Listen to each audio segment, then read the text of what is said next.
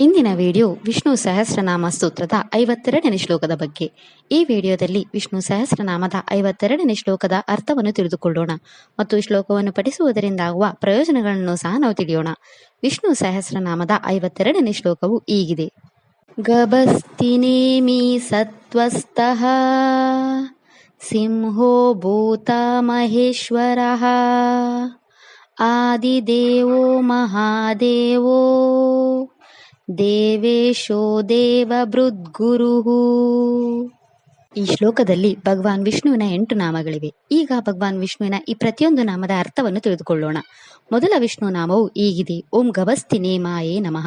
ಈ ವಿಷ್ಣು ನಾಮದ ಅರ್ಥ ಭಗವಾನ್ ವಿಷ್ಣು ರಾಶಿ ಚಕ್ರದ ರೂಪದಲ್ಲಿ ಇರುವವನು ಅಥವಾ ಗಭಸ್ತಿ ಅಥವಾ ಸೂರ್ಯನಂತೆ ಕಿರಣಗಳ ಮಧ್ಯದಲ್ಲಿ ವಾಸಿಸುವವನು.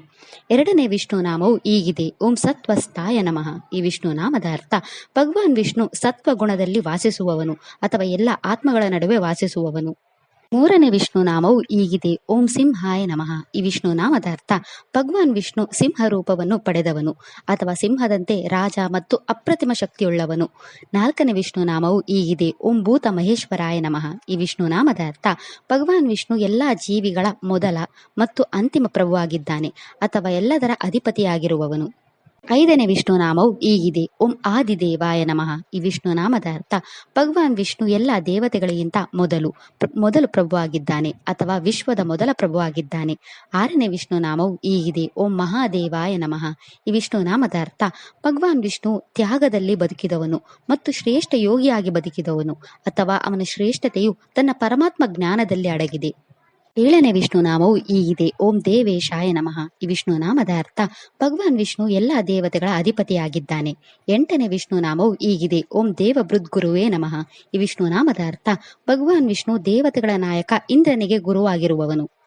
ಈ ಶ್ಲೋಕವು ನಮ್ಮ ಆಧ್ಯಾತ್ಮಿಕ ಸ್ಪಷ್ಟತೆಯನ್ನು ಹೆಚ್ಚಿಸುತ್ತದೆ. ಇದು ನಮ್ಮ ಜೀವನದಲ್ಲಿನ ಅಡೆತಡೆಗಳನ್ನು ತೆಗೆದುಹಾಕಲು ಸಹಾಯ ಮಾಡುತ್ತದೆ ಮತ್ತು ಬ್ರಹ್ಮಾಂಡದ ಕಂಪನಗಳೊಂದಿಗೆ ನಮ್ಮನ್ನು ಜೋಡಿಸುವ ಮೂಲಕ ನಮಗೆ ಆಂತರಿಕ ಶಕ್ತಿಯನ್ನು ನೀಡುತ್ತದೆ.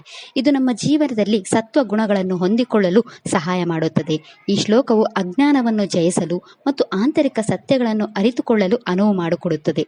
ಇದು ನಮ್ಮಲ್ಲಿ ಧೈರ್ಯವನ್ನು ತುಂಬುತ್ತದೆ, ನಮ್ಮೊಳಗಿನ ನಕಾರಾತ್ಮಕ ಶಕ್ತಿಗಳನ್ನು ನಾಶಪಡಿಸುತ್ತದೆ ಮತ್ತು ಪ್ರತಿಕೂಲ ಸಂದರ್ಭಗಳನ್ನು ರಕ್ಷಿಸುತ್ತದೆ.